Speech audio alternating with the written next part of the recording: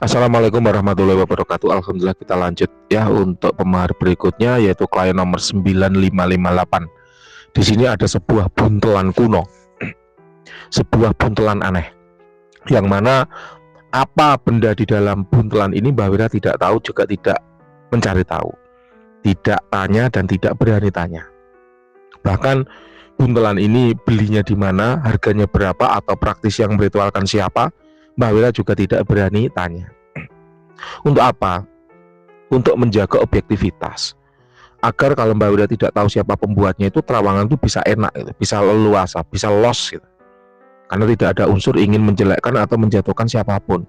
Tidak ada kekhawatiran kalau terawangan kita kurang indah, dianggap kita menjelekkan atau menjatuhkan siapapun. Itu yang selalu Mbak Wira pegang. Jadi kenapa kok Mbak Wira itu bertahan ya di bisnis terawangan ini sampai 7 tahun. Dari 2015 Mbak Wira buka praktek. Ya karena itu tadi, Mbak Wira berusaha memegang value atau nilai layanan jasa yang Mbak Wira berikan, yaitu apa? Kejujuran. Sampaikan hasil terawangan itu secara jujur, meskipun kurang indah ataupun pahit, ataupun berisiko klien kita marah sehingga tidak beli lagi, nggak apa-apa ya. Klien misalnya hasilnya kurang indah, kemudian marah, nggak beli lagi, nggak apa-apa. Daripada Mbak Wira dibayar 150.000 untuk berbohong, daripada Mbak Wira dibayar 150.000 untuk mengada-ngada, mending Mbak Wira dibayar 150.000 untuk menyampaikan suatu kebenaran. Nah itu yang Mbak Wira pegang. Kemudian yang kedua, apapun hasil terawangan, ya Mbak Wira sebenarnya sadar ya, namanya orang melakukan terawangan itu pasti berharap hasil terawangannya itu indah, hasil terawangan itu baik. Misalnya benda yang diterawang isinya koda macan putih misalnya, kan banyak tuh yang seneng ya, wah isinya macan gitu kan, atau isinya Dewa Zeus, atau isinya raja-raja, wah kodamku adalah kodam raja gitu, dia penguasa wilayah, itu kan seneng gitu. Itu Mbak Wira sadar gitu, bahwa semua orang pasti ingin hasil terawangannya itu baik dan indah. Tapi ya kembali lagi, kalau hasil terawangannya biasa ataupun jelek, masa Mbak Wira harus mengada-ngada, masa Mbak Wira harus berbohong? Terlepas dari siap tidaknya klien mendengar hasil terawangannya, itu udah kembali ke hati masing-masing. Itu udah di luar kuasa Mbak Wira untuk mengatur orang agar selalu puas dengan hasil terawangan Mbak Wira. Nah, jadi itu yang perlu Mbak Wira sampaikan. Mbak Wira juga nggak jualan buntelan seperti ini kok. Jadi apapun hasil terawangannya tidak ada unsur ingin menjatuhkan atau menjelekkan siapapun, karena ada unsur persaingan usaha atau persaingan perdagangan. Jujur, tidak ada hal-hal semacam itu. Ya, meskipun itu benda buatan Mbak Wira sendiri, kalau hasilnya jelek ya Mbak Wira bilang jelek. Kalau hasilnya kosong ya Mbak Wira bilang kosong ini mas, kodamnya mati dan seterusnya. Karena banyak kok hal-hal yang menyebabkan suatu benda itu kehilangan tuahnya. Ya, suatu benda berkodam kehilangan kodamnya itu banyak. Kita kembali. Buntelan ini Mbak Wira cek dengan menggunakan beragam metode. Metode yang pertama yaitu metode vibrasi energi. Kenapa kok vibrasi energi? Karena benda berkodam, benda bertuah itu seringkali tuahnya datang itu dari energi. Energi sendiri bermacam-macam. Ada yang namanya energi alam semesta.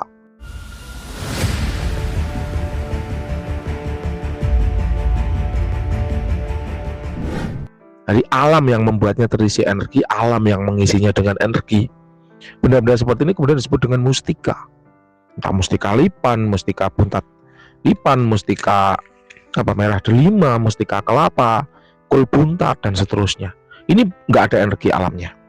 Yang kedua yaitu energi praktisi yang meritualkan, yaitu energi yang memang manusia, dari energi manusia, dari praktisinya, kemudian dengan metode tertentu, dengan teknik-teknik khusus, dengan mantra-mantra langka kuno gitu kan ya, diisikan ke dalam benda energi itu, sehingga merubah benda yang semula tidak ya bertuah menjadi bertuah. Benda ini masuk kategori itu. Mbak Wira merasakan memang ada energi manusia yang besar yang diinjekkan ke dalam benda ini. Namun sekarang sudah tidak ada.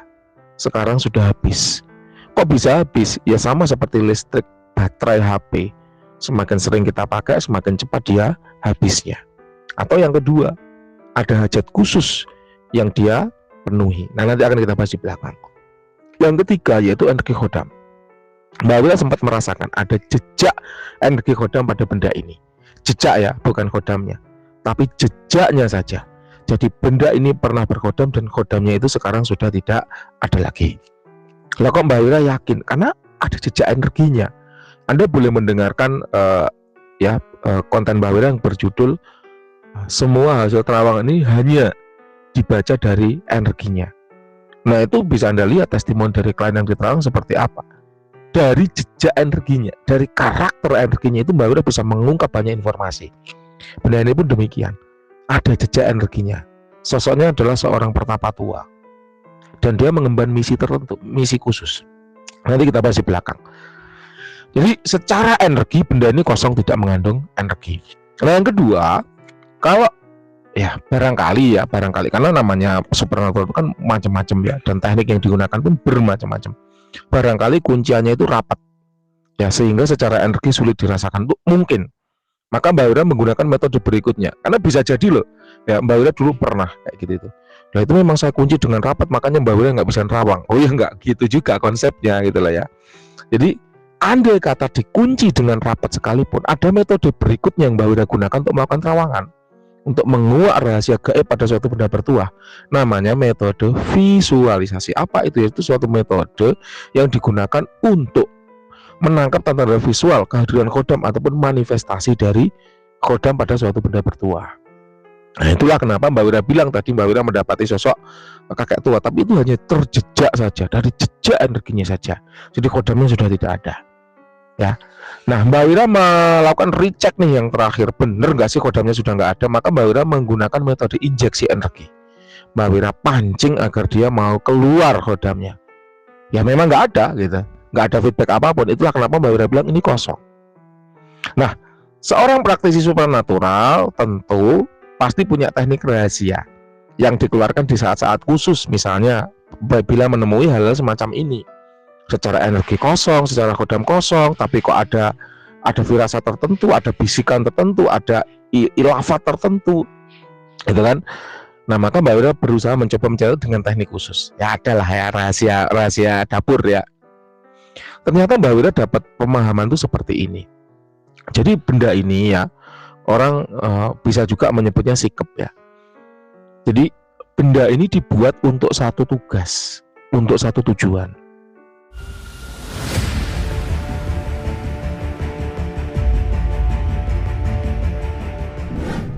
Misalnya ya,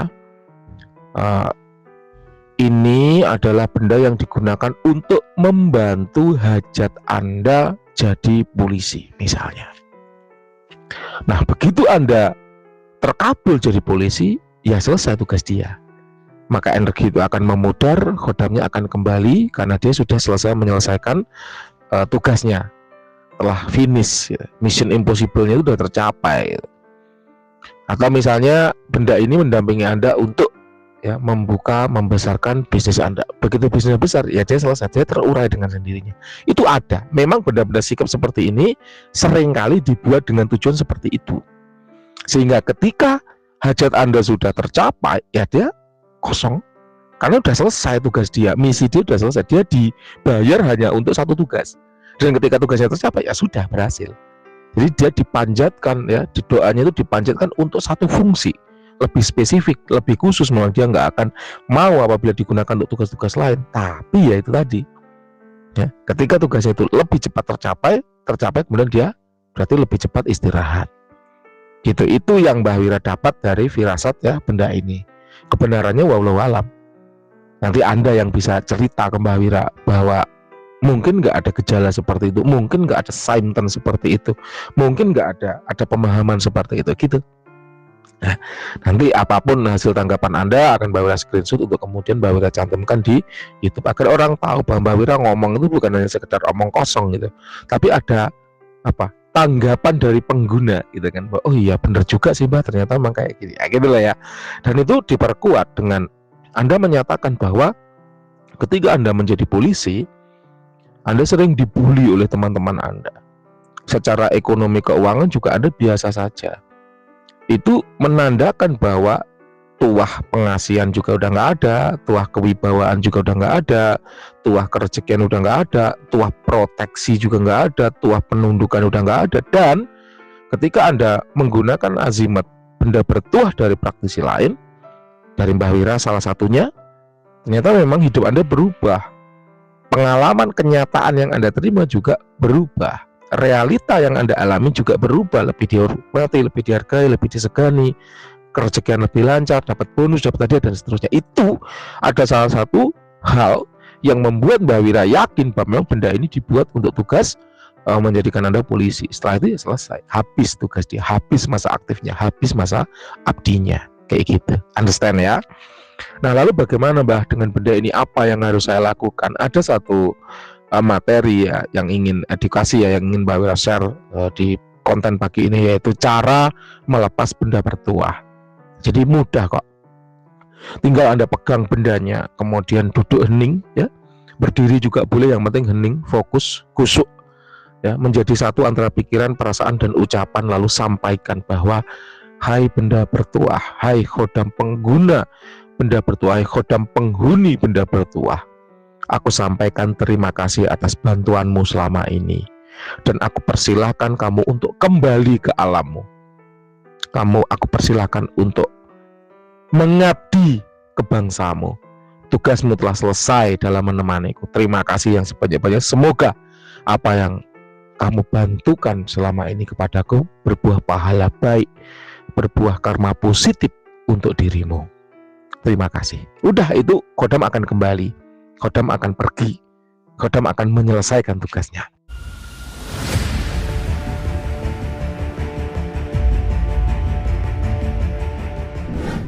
Nah, kemudian benda tersebut bisa Anda bakar ya, kemudian Anda buang di sungai yang airnya mengalir atau di laut.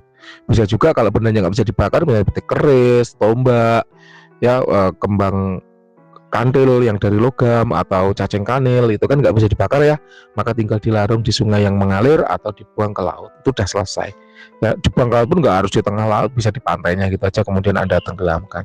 Nanti dia akan hilang, akan moksa kayak gitu. Ini adalah edukasi dari Mbak Wira bagi Anda yang ingin melepas pusaka ataupun melepas benda bertuah. Seperti itu caranya. Jadi jangan lupa sampaikan terima kasih kepada khodam penghuni benda tersebut karena telah membantu Anda selama ini. Udah, kalimatnya bebas, nggak harus persis. Yang penting intinya sama, Anda sampaikan secara khusyuk, fokus antara pikiran, hati, dan ucapan. Nggak perlu teriak-teriak, bisik-bisik juga boleh, nggak apa-apa. Dalam hati lo juga nggak apa-apa. Gitu ya. Itu yang bisa Mbak Wira sampaikan. Terima kasih. Silakan kalau ada yang kurang jelas boleh ditanyakan. Terima kasih. Selamat pagi.